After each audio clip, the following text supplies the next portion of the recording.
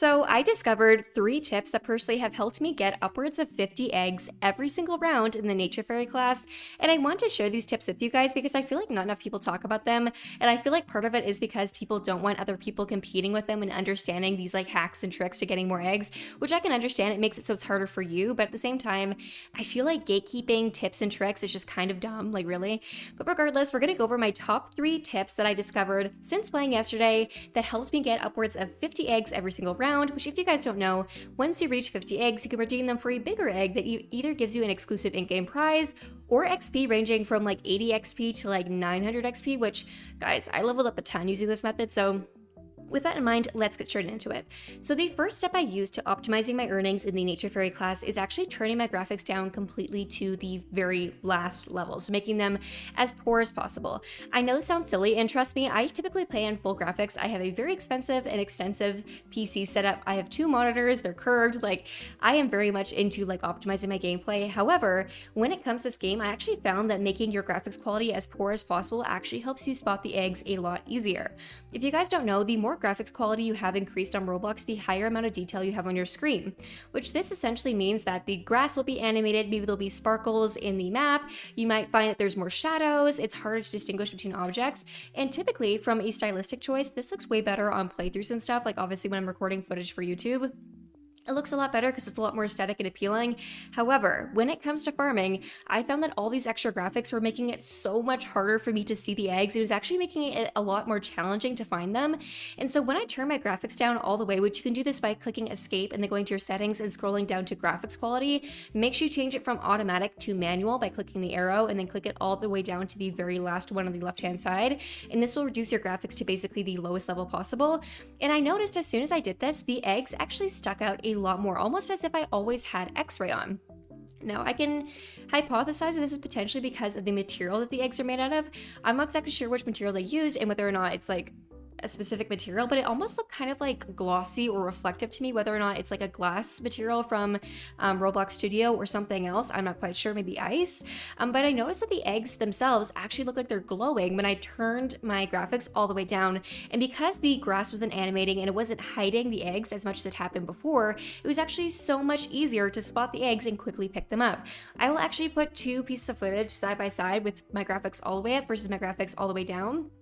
Keep in mind that my performance is the exact same. Again, I have a very extensive computer setup, so the graphics doesn't like determine like how fast like my game runs. The game runs at the same speed for me, but it was solely just like the visual component of it and how easy it was for my eyes to physically spot the eggs that was really changed by changing the graphics. So I definitely recommend, especially if you guys are even just on like maybe like a Chromebook or a lower end device that maybe isn't as good as supporting Roblox, I would definitely recommend that you turn your graphics virtually all the way down because it will create less lag for you if you are having problems with lag. It'll also make it way easier to see the eggs, which I found was very helpful. It helped me farm way more eggs than I did previously. You guys might also see in the footage that when I turned my graphics all the way down, I got more eggs every single round than I did when my graphics were all the way up, so that's definitely a very important thing to keep in mind.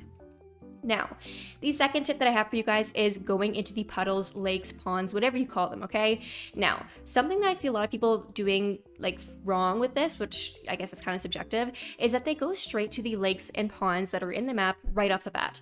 You don't want to do that. You want to wait until the second half of the class or the round, if you want to call it that, to go into these water bodies, primarily because a lot of players are very quick to just snag the eggs that they can see very easily, which obviously that makes sense, right? You want to see like whatever eggs are in close proximity, grab them, return them to the nest to try and optimize your time. But the thing is, I find in the second half of the game, there will basically be a ton of eggs that have accumulated on the bottom of the pond, and that's because players aren't really diving in there, or if they are, they're kind of missing the deep grooves and stuff like that. So I'd recommend going into first person towards the end of the round and going into those ponds, and you'll find there's actually, I would find like typically like 10 to 15 eggs stuck in there. It is very easy to just quickly dive down, grab a bunch of them, return them to the nest, and go right back, which is definitely one of the better ways to go about, farming eggs effectively, because at the end of the day, you can get a ton of eggs and fly around the whole map, but the more time you spend flying to different places, the more time you're wasting and the less eggs that you're able to accumulate. So I definitely find that by going to the ponds towards the end of the round, I can accumulate way more eggs way quicker, and it basically just increases the amount of eggs I have at the end of the round. Now, the final thing, which I think a lot of people don't actually know, and sometimes people misunderstand, is the importance of server sizes, okay? You don't want to go to a server that's virtually empty, and you don't want to go to a server that's really, really full. The reason is because, to my understanding, the spawn rates, the amount of eggs that spawn, varies by the amount of players in the server. So the more players that there are on the server, obviously, the more eggs that have to spawn, versus if there's only 2 of you in the server, there's only going to be enough eggs for roughly 2 people, right? Now, you might think that going into a smaller server is smarter because then you have to compete with less people.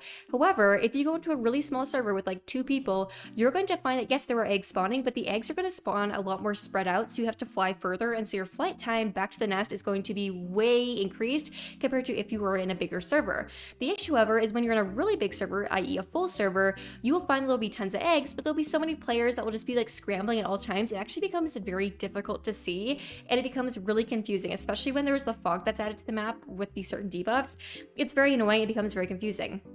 I also find that in really big servers, it's very challenging to actually get to the nest, and I find oftentimes I'm getting caught on mushrooms or getting flung up in the air because I'm trying to avoid players, and it just becomes like a whole gong show, okay?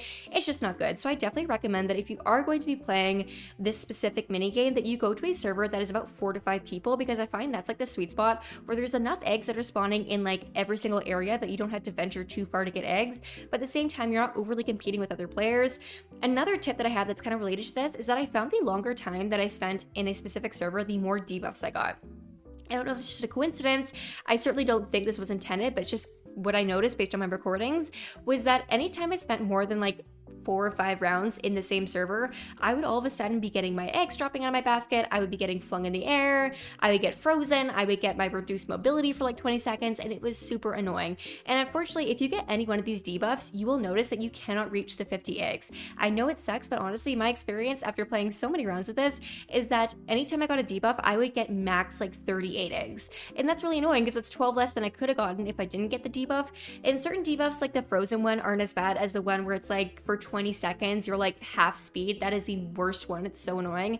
Not to mention the one where you drop all your eggs. Those things can really set you back because they waste your time, but they also kind of like take your rhythm away from you. Like personally, I will lock in and get a ton of eggs, but as soon as one of those debuffs hits, I get like very confused, and it just kind of throws my whole rhythm off. It's very annoying because then you kind of just threw away your shot at getting 50 eggs around.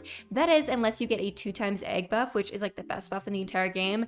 I personally find that is the only one that really works for me. There's a 2x speed one, but personally, that one is so annoying. I can like not, my eyes cannot adjust. I just feel like I'm like going crazy and I'm like Sonic the Hedgehog and I cannot see anything straight and everything's just blurry, and I actually get less eggs when I have the 2x speed buff, which I feel like it's supposed to be like a good buff, but it actually just ends up like damaging the amount of eggs I can collect, which is really annoying.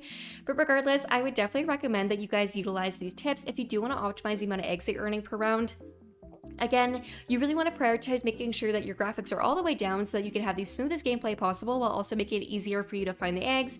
On top of that, you want to try and go to the puddles or like bodies of water towards the end of the game where there's more eggs accumulated on them. Don't waste your time at the beginning of the game going down there because there might be like 1 or 2 and then it'll just waste your time and get confused. And the third one is making sure that you're in a medium-sized server. I have also seen players saying that they've been using their alternate servers or their private servers, and using alt accounts to basically AFK in there, and then when there's like 3 people, there's a bunch of eggs and they'll just like have their 2 other accounts like sitting in there not doing anything. I understand players are saying this is a very effective way to farm, and I'm not going to tell you guys what to do. But I do know that Roblox, or Royale High specifically, does have a lot of issues when it comes to, you know, players trying to avoid timers or trying to artificially inflate their earnings. And I do believe that by doing this, you could potentially be violating Royale High's terms of service. And personally, I don't want my accounts getting banned, so I probably wouldn't do it. But I have heard that's also a method some people are using. But if you want to stay on the safer side, I just recommend going to the servers, sorting by the smallest, and then joining those servers, and then going to the Nature Fairy class and playing through there. And again, every couple rounds switching the server, so that way you can kind of optimize the amount of players that are the server and also avoid getting a ton of debuffs. But regardless, let me know any tips and tricks that you guys have down below, and I will see you guys next time. Bye bye!